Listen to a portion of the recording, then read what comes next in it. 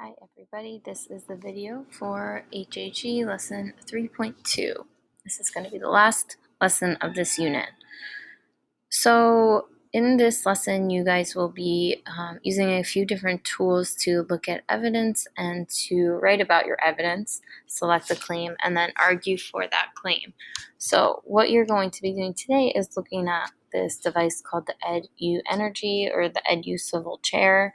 So Miss Sandrell is interested in saving money on the energy costs by capturing energy from students' physical activities while they are at school. She has learned about the EDU swivel chair, a new energy harnessing product, and wants to know whether it's a good energy solution for her school.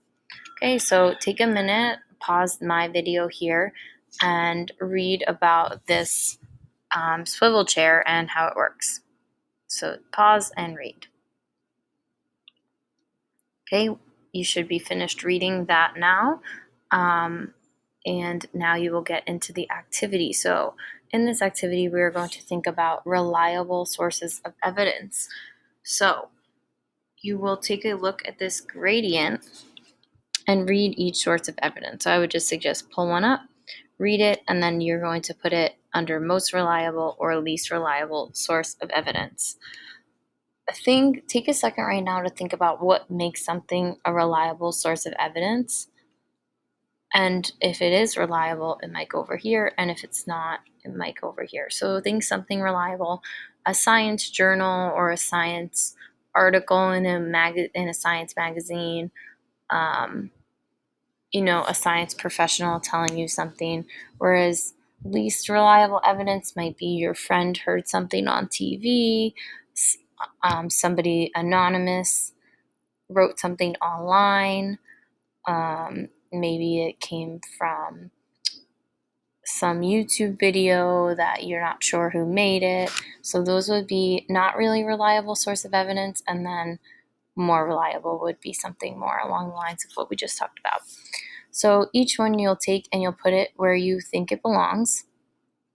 If you're putting it in more reliable, I would suggest making the background green. So how you can do that is you just click this and you can just go green or red if you think it's not reliable. This will just help you in the next slide. So after you sort them, you're going to come down here and you'll put them under which claim they support.